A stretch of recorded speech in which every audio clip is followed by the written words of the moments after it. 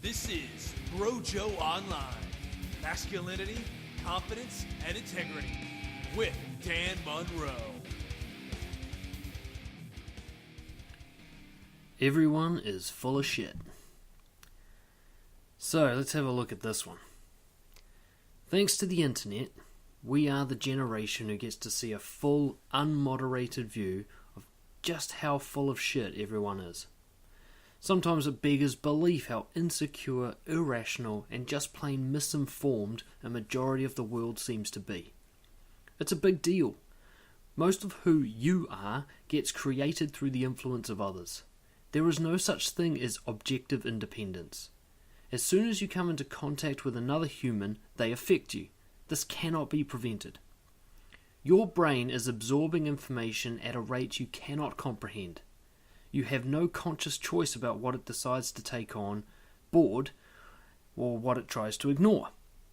Your cognitive biases are like subconscious filters, directing the traffic flow of information into different parts of the brain for storage, use, or deletion. You only become aware of information after your brain has already absorbed it.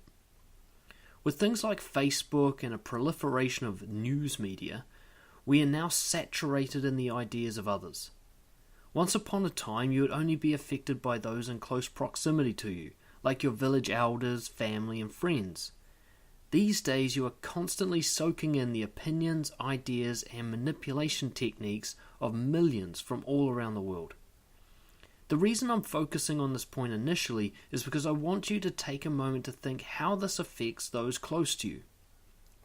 Your most trusted advisors, friends, and influencers are all subject to this mass exposure of globally viral bullshit. They cannot help but be influenced by it themselves, just like you. And they're the ones telling you how to live your life.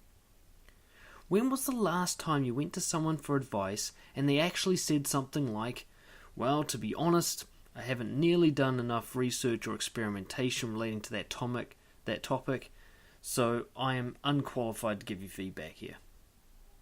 It's pretty rare for someone to come clean about their ignorance, right? Yet we are all mostly ignorant. There are very few things that you can claim to have expertise over. For example, in Malcolm Gladwell's book Outliers, he talks about the 10,000 hour rule, which suggests that someone needs to be engaged in an activity for the equivalent of 5 years full-time work before they can consider themselves to be an expert. Though this isn't always the case, how many of your advisors can make this claim? Think about those times when you learned the hard way that you don't know shit. Think about all the times you've actually given advice in the past that you've since learned was wrong. Think about all those times a real expert schooled you on something you considered yourself to be a master of. If these things have not happened to you on a regular basis, then my bet is you've been willfully ignoring the truth. When I wanted to go into business for myself, who do you think gave me feedback? Was it trained business advisors, successful entrepreneurs, and CEOs? No, it was my mates, who had never owned businesses before and therefore had no idea what they were talking about. This didn't stop them telling me exactly how they think I should go about things. Even worse, a number of them told me it was too hard and that I shouldn't bother. When I wanted to learn how to be more socially confident, who do you think gave me advice? Was it the people who have been trained in leadership and authentic social dynamics? No. It came from people who couldn't talk to a stranger unless they were drunk. It came from people too socially anxious to travel alone. It came from insecure creeps who use manipulation techniques to control others. The list goes on and on. Fat alcoholics gave me advice on nutrition and exercise. Miserable pessimists gave me advice on how to improve my quality of life. Cowards gave me advice on risk-taking. Men gave me advice on women, and vice versa. All of these people have one thing in common. They were unqualified to give me advice and yet sounded sure of themselves. They were not successful in the areas they gave me advice on. They were inexperienced in those areas, and in many cases they were actively failing in those areas without any sign of progress. Yet they were the loudest voices. The same will often be true for you. Those most likely to give you unhelpful advice and feedback are often the ones who speak up first. While the real experts wait patiently for you to ask, the ignorant masses will jump the queue and start rationalizing their fucked up ideas, filling your mind with garbage. Worst of all, they're actually trying to help. What they don't realize, or should I say refuse to admit to themselves, is that they're not really trying to help you.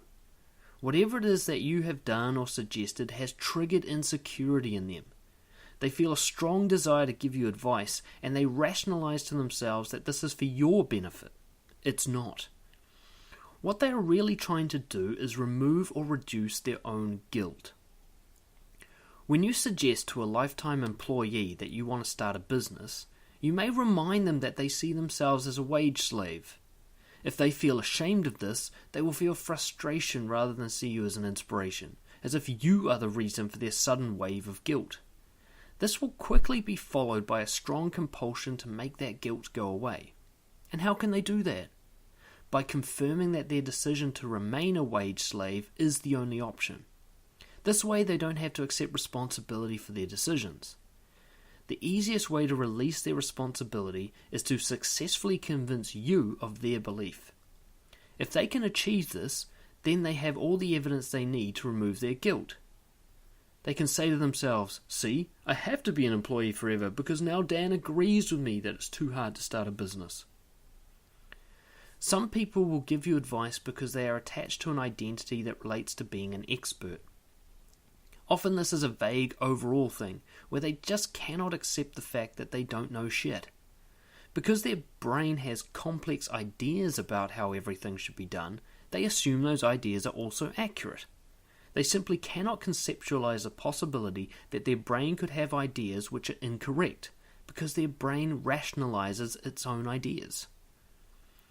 I believe this comes from fears we were raised with, particularly in school, where getting the answer wrong leads to punishment and public humiliation. In school, rather than being encouraged to make mistakes, we are shamed for them. Some people are unable to face this, so will never accept being wrong, as they lack the courage to face shame.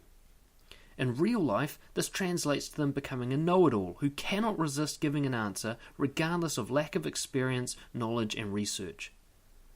Considering most of us went through the same basic schooling structure with the same ideology around punishing mistakes, many of us have this tendency to believe we know the answers. This is why I say everyone is full of shit. I'm not being judgmental because I have this problem too. I find it really difficult to resist giving an answer to someone's question, even though I know in reality they will often know what's best for them better than I ever could. Others, like parents, are so afraid for your safety that they will discourage you by default, which is more about their insecurity than your safety. Everything unfamiliar is seen as dangerous by them, so they assume everything new must be avoided. Change is terrifying to these people, so the mere suggestion of it fills them with dread. They translate this feeling as caring for you. So what do we do about all of this? Let's review the key points here. Firstly, very few people will be experts in the area you are interested in developing. Secondly, those who give you unsolicited advice are the least likely to know what they are talking about. Thirdly, ignorant people don't believe they're ignorant, so they will sound sure of themselves. Fourthly, we live in an age where most people are unconsciously manipulated by mass garbage. Think about how many people believe articles they read on the internet. Based on these factors, here are some tips on how you can manage the influences in your life. First one, only seek guidance and advice from proven experts, people with vast experience, training, and a measurable track record of success. Top tip, these people may not see themselves as experts, and the best of the best almost always see themselves as a student of their craft. Number 2, challenge all unsolicited feedback. When someone tells you how to live your life, in any way, challenge them to provide scientific evidence to support their claims. What scientifically researched studies can they reference? And Business Insider articles don't count. How have they achieved their 10,000 hours of experience in this matter? Number 3, get a range of feedback. Rather than letting one ignoramus dictate how you should live, compare the advice of at least 5 unrelated, reliable sources. Find common threads and note disparities. Number 4. Stop believing everything that is written down. Most people writing articles do zero research and are just trying to increase traffic to a website. They have no qualms in presenting opinion as solid fact. Look for valid scientific references, peer reviews, or experienced sources.